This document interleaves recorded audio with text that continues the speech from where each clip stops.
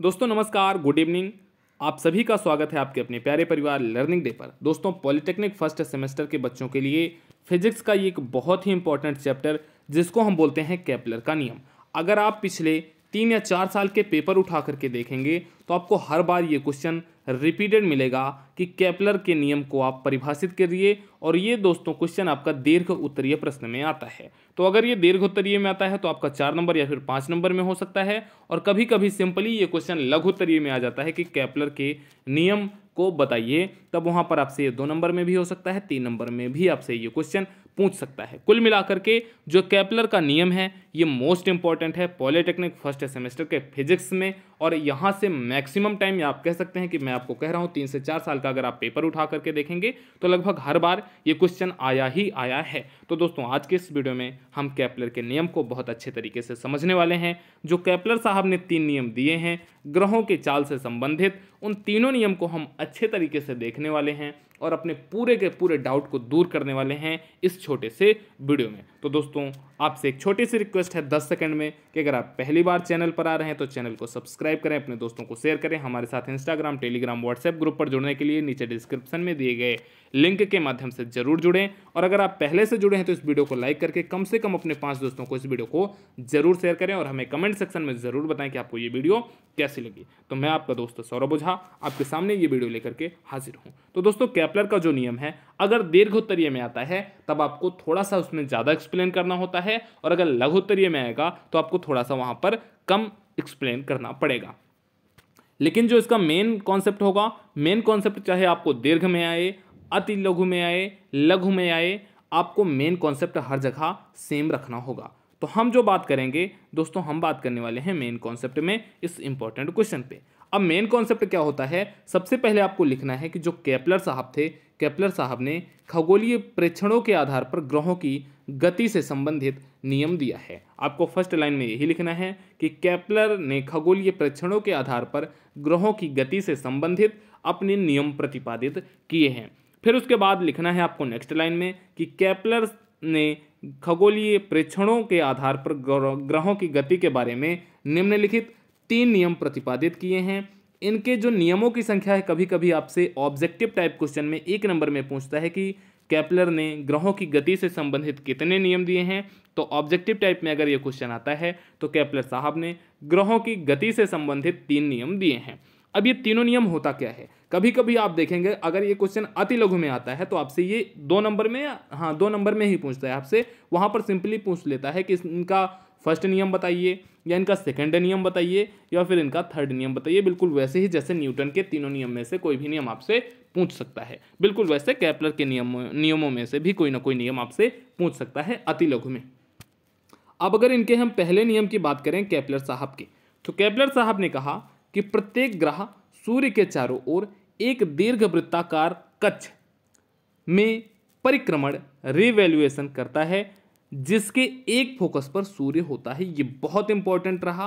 पहले लोगों का बहुत डाउट था कि जो सूर्य है बीच में, उसके चारों तरफ जो ग्रह हमारे गति करते हैं वो वृत्ताकार पथ में गति करते हैं। कुछ लोगों ने कहा कि नहीं, वृत्ताकार नहीं, वो ट्रायंगुलर में गति करते हैं। कुछ लोगों ने कहा कि ये पूरी तरीके से सर्कल में है। लेकिन जो केपलर साहब ने कहा, और फिर बाद में इसी को सर्वमान्य मान लिया गया कि प्रत्येक ग्रह, चाहे जो भी ग्रह हों, जितने भी ग्रह हैं, आप कमेंट सेक्शन में अब हमें बताएंगे कि कितने ग्रह हैं।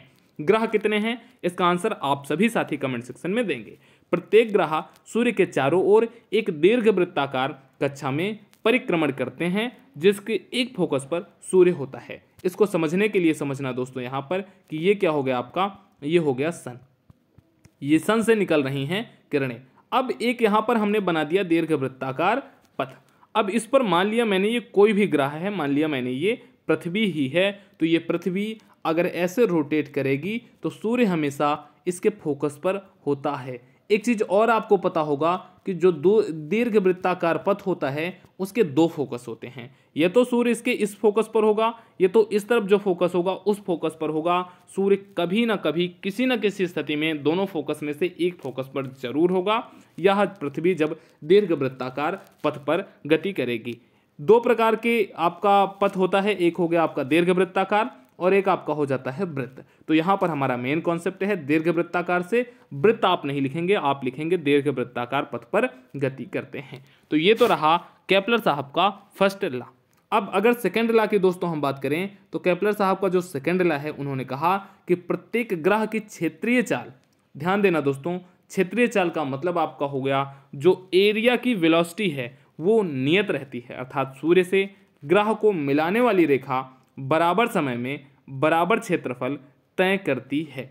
फिर से ध्यान से अगर इस सेकंड नियम को आप पढ़ोगे तो आप देखोगे कि सेकंड नियम बहुत बार पूछा गया है, आप एग्जाम के पेपर उठा करके प्रीवियस ईयर के देख लेना। क्या कहा है कि प्रत्येक ग्रह की क्षेत्रीय चाल नियत रहती है, अर्थात सूर्य से ग्रह को जो मिलाने वाली रेखा होती है वो बराबर समय में बराबर क्षेत्रफल तय करती है। अब अगर इस सेकंड नियम को मैं आपको एक्सप्लेन करने का प्रयास करूं तो एक बन गया दीर्घवृत्ताकार पथ, यहाँ पर आपका हो गया सूर्य, और पहली स्थिति में यहाँ पर मैंने मान लिया ये आपका हो गया सन, और ये मैंने मान लिया अर्थ। अब सूर्य से मैं कलर पेन का कलर चेंज करके आपको बताने का प्रयास करता हूँ। ये एक रेखा हो गई जो सूर्य से इस ग्रह को मिला रही है। ये ग्रह कौन सी है? हमारी पृथ्वी है, ठीक है, इस पृथ्वी को मिला रही है। अब कह रहा था कि समान समय में समान दूरी तय करेगी। अब क्षेत्रीय चाल का मतलब मैंने मान लिया कि एक ऐसे, मतलब मैं केवल एग्जाम्पल के तौर पर इसको मान रहा हूँ कि 5 मिनट के बाद जो सूर्य की स्थिति होगी वो यहाँ आ जाएगी। अब जो इसके बीच का ये एरिया होगा, ध्यान देना दोस्तों, इसके बीच का जो एरिया होगा, अगर मैं मान लेता हूँ कि पृथ्वी यहाँ है और फिर 5 मिनट के बाद पृथ्वी पहले यहाँ थी, 5 मिनट के बाद पृथ्वी फिर से यहाँ पर अगर पहुँचेगी तो जो ये सूर्य को मिलाने वाली रेखा है इसके बीच का जो एरिया है ये दोनों एरिया हमेशा बराबर होंगे। केपलर साहब का नियम ये था। A1 is equal to A2 होगा, जो एरिया A1 होगा वही एरिया A2 होगा। यही है केपलर साहब का सेकंड नियम, ग्रहों के क्षेत्रीय चाल से संबंधित नियम। ये नियम मोस्ट इंपॉर्टेंट है, मैक्सिमम टाइम आपके एग्जाम में इसी नियम से पूछता है। आप चाहें तो इसका स्क्रीनशॉट ले सकते हैं कि A1 is equal to A2 होगा। ये हर एक कंडीशन में होगा, कोई भी ग्रह हो वो किसी भी स्थिति पे हो, जितने टाइम पे ये इस तरफ जिधर सूर्य उसके फोकस पे है और जिधर उसका सूर्य फोकस पे नहीं है, दोनों तरफ की जो एरिया होगा वो एरिया बराबर होगा। ये तो हो गए दोस्तों दो नियम केपलर साहब के।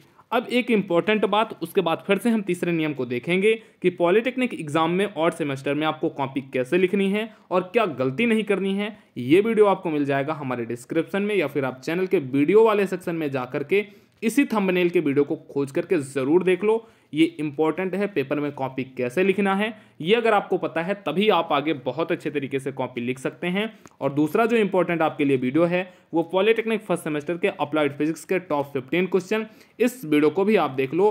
टॉप के जो 15 इंपॉर्टेंट क्वेश्चन जो बहुत ज़्यादा इंपॉर्टेंट हैं, जो मैक्सिमम टाइम रिपीट होते हैं, उन प्रश्नों को आप जरूर देख लेना। ये दोनों वीडियो आपको चैनल के वीडियो वाले सेगमेंट में जाकर के मिल जाएगा, सेम थंबनेल से आप ये वीडियो देख सकते हैं। अब दोस्तों हम लोग बात कर लेते हैं कि जो केपलर साहब का तीसरा नियम था वो तीसरा नियम क्या था। तीसरा नियम केपलर साहब का कहता है कि किसी ग्रह के परिक्रमण काल का वर्ग, परिक्रमण काल अगर t है तो t का जो स्क्वायर होगा उस ग्रह की सूर्य से औसत दूरी r, औसत दूरी r हो गई, r के घन के अनुपाती होगा। सिंपल इसमें आपको यही लैंग्वेज लिख देनी है कि किसी ग्रह के परिक्रमण काल t का वर्ग उस ग्रह की सूर्य से औसत दूरी r के घन के अनुपाती होता है। और आपको ये फार्मूला थर्ड लॉ में आपको लिख देना है। केपलर साहब के तीनों नियम मैंने आपको बताए। पहला नियम कहता है कि हमेशा जो ग्रह होते हैं वो एक दीर्घवृत्ताकार पथ पर गति करते हैं और सूर्य हमेशा उनके फोकस पर होता है।